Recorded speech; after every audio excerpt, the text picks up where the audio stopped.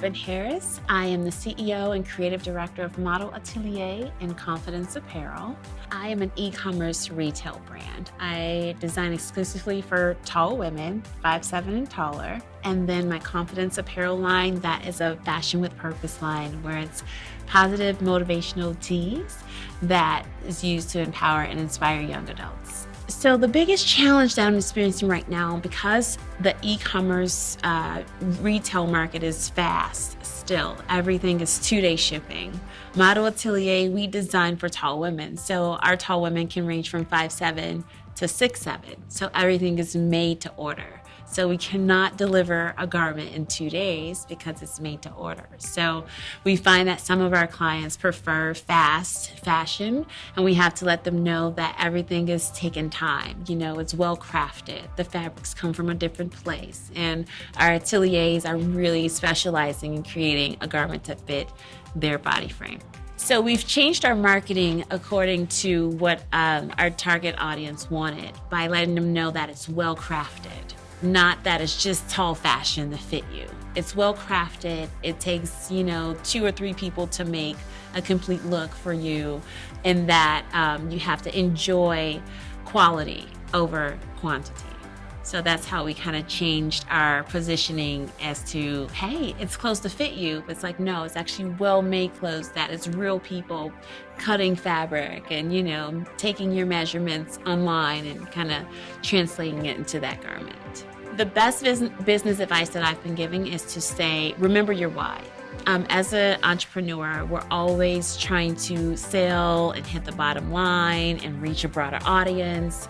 But once you remember the why, it kind of brings you back to more of an organic approach, instead of trying to push all these emails, hey, buy this is the new trend, this is the new that. Get to know the customer, let them know, hey, I created this because I knew that there was a need. I was fulfilling a need that our taller audience needed. So remembering the why is really impacted me to try to strategize my marketing approach instead of, saying, hey, buy everything. It's like, no, I'm really trying to help service you. My hiring process is very unique because coming from a fashion background of modeling, I dealt with a lot of photographers. So from the aesthetics point of view, when it comes to photography, I actually like to emerge and give back to photographers from colleges. So I would actually have a class where I would test out the photographers that I'm interested in hiring and seeing how they work well with the model and with the vision creatively and how they deliver.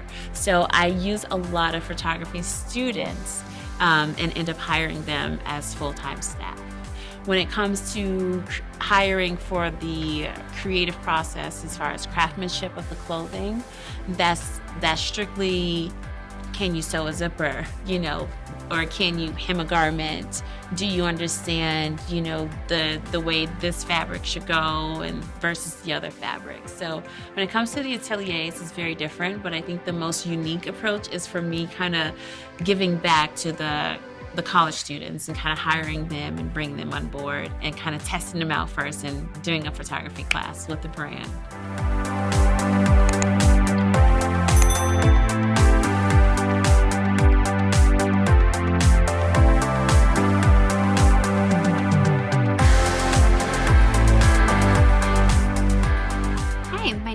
Dusty Folwarczny, and I am co-founder of Ink Factory. Ink Factory is a visual note-taking services company, and our slogan is, you talk, we draw, it's awesome. So we listen to conversations and then we draw what we hear visually in words and pictures so that everybody can see the dialogue or discussion come to life. Some of the challenges that Ink Factory has faced since we started is just managing growth. So we started as a team of 3 co-founders, and we now have 11 full-time employees, and each employee that we've added has brought new challenges because we're bigger exponentially. And we also have a team of around 20 subcontractors that we work with. So as we grow, so does my position, and I need to learn new skills, as do my co-founders and all of our team. So just managing the growth and trying to plan ahead for our future goals is probably one of the most difficult things for a company that was started by 3 artists.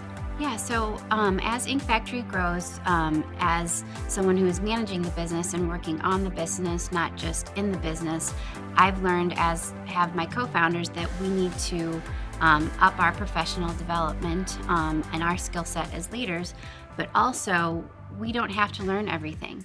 We can bring in partners to help us that are experts in their fields, so anything from HR to financial services that we have weaknesses in, we can get help from other people. And we also were very fortunate to form an advisory board a couple of years ago, and we've brought experts from fantastic companies across the city, and we've gotten to leverage their knowledge and all of their experience, and it's been really helpful. The best business advice I've ever been given is, to focus on my strengths and to be able to ask for help for things that I'm not necessarily good at or things that drain me. So as I've been growing the business with Lindsay and Ryan, we've worked with a lot of different partners to just help us accelerate our growth and to tackle problems that we just don't have a background in. I was fortunate to go through the Goldman Sachs 10,000 Small Businesses program, and they advised us to get an advisory board. So some of the advice they gave us was to have 1 degree of separation from your network. So we knew we needed help with some of our financial metrics. We knew we needed some help with marketing. We knew we needed some help on legal things. So I reached out to our network and I said, hey, we're forming this advisory board. We know that you love Ink Factory, and maybe some of your friends might like to join this advisory board, so that you didn't have too much closeness to the person, but also knew that they were vetted and validated by your network.